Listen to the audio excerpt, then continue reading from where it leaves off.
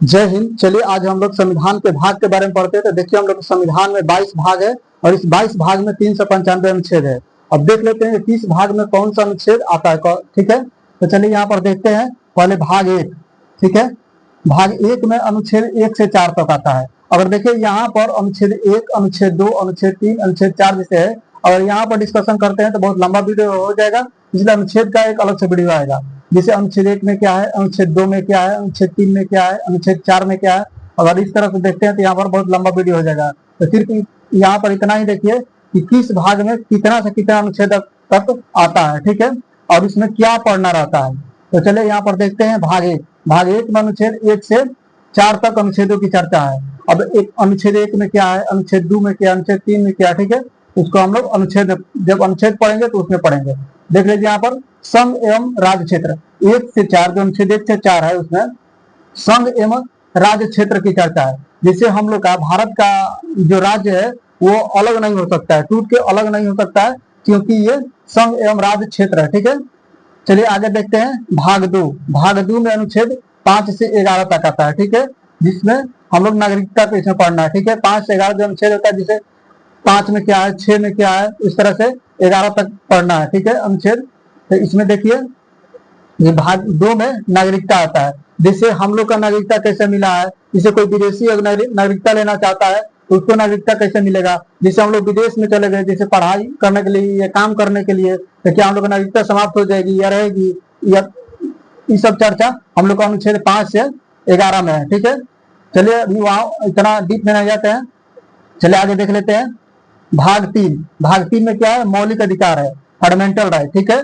जिसे मौलिक अधिकार में हम लोग हो गया कि जिसे कहीं संगठन बनाने का अधिकार है, प्रोटेस्ट करने का अधिकार है, शांतिपूर्ण, ठीक है।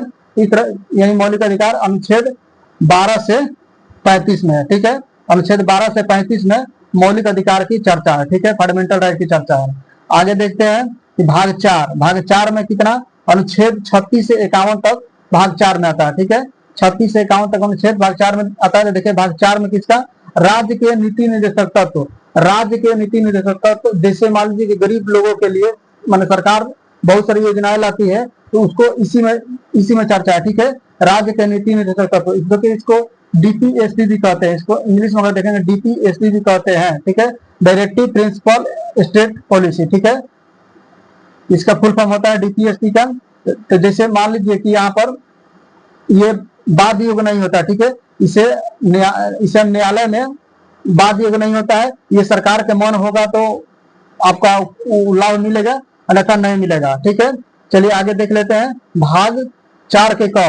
भाग 4 के 1 में ए में देख लीजिए अनुच्छेद, कौन सा अनुच्छेद आता है, तो 51 का ए आता है, जिसमें मौलिक कर्तव्य की चर्चा है, ठीक है। 51 के ए में मौलिक कर्तव्य की चर्चा है। जैसे मौलिक कर्तव्य की चर्चा है कि जैसे हम लोग का आपस में मिलकर रहना है, ठीक है, इन सब जिससे आपस में मिलकर रहना है, इन सब का चर्चा जिसे मौलिक हम लोग कर्तव्य होगा। उसके बाद वन पर्यावरण की रक्षा करना है, ये सब का अपने अपने संविधान के अनुसार चलना है।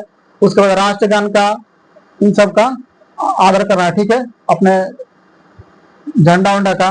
चलिए आगे देख लेते हैं भाग 5। भाग 5 में क्या है, अनुच्छेद 52 से 151 तक। इसमें संघ यानी केंद्र, इसमें केंद्र की चर्चा है। जैसे केंद्र में राष्ट्रपति के बारे में, ठीक है, राष्ट्रपति के बारे में, प्रधानमंत्री के बारे में, जैसे कैबिनेट मंत्री के बारे में, जितना भी मंत्री है उन सब के बारे में भाग 5 में पढ़ना है, ठीक है, 52 से 151 में।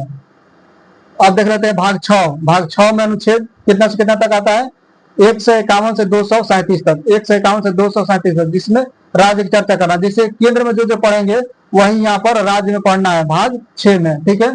उसके बाद चलिए देख लेते हैं भाग 7। भाग 7 में क्या पढ़ना है, भाग 7 अनुच्छेद 238, देखिए इसको निरस्त कर दिया गया, ठीक है।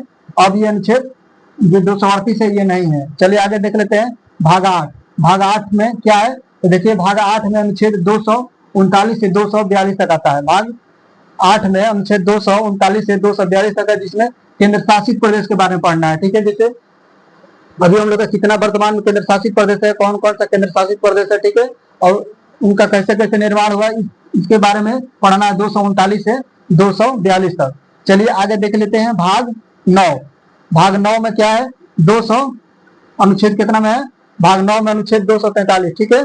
इसमें देखिए 1 से 15, जैसे 243 में 1 से 15 अनुच्छेद है जिसमें पंचायत के बारे में पढ़ना है, ठीक है। उसी तरह भाग 9 के ए जिसमें 243 में अनुच्छेद है, लेकिन उसमें 16 से 33 अनुच्छेद है, ठीक है। इसमें 1 से 15, इसमें 16 से 33 जिसमें नगर पालिका के बारे में पढ़ना है। उसी तरह से 243 में ही 33 से 46 तक जिसमें सहकारिता के बारे में पढ़ना है, ठीक है। इसी तरह से भाग 9 हो गया, भाग 9 का ए हो गया, भाग 9 का बी हो गया। चलिए आगे देख लेते हैं भाग 10। भाग 10 में अनुच्छेद 244 है, ठीक है, जिसमें एससी एसटी के प्रशासन के बारे में पढ़ना है, ठीक है। चलिए आगे देख लेते हैं भाग 11। भाग 11 में अनुच्छेद 245 से 263 में आता है, ठीक है। भाग 11 में अनुच्छेद 245 से 263 तक आता है। इसमें संघ और राज्य क्षेत्र के मध्य रिलेशन, जैसे केंद्र और राज्य के बीच क्या संबंध है, इसके बारे में अनुच्छेद 245 से 263 के बीच अनुच्छेद है, इसमें पढ़ना है। चलिए, अगर वीडियो अच्छी लगे तो लाइक शेयर सब्सक्राइब कीजिएगा। Thank you.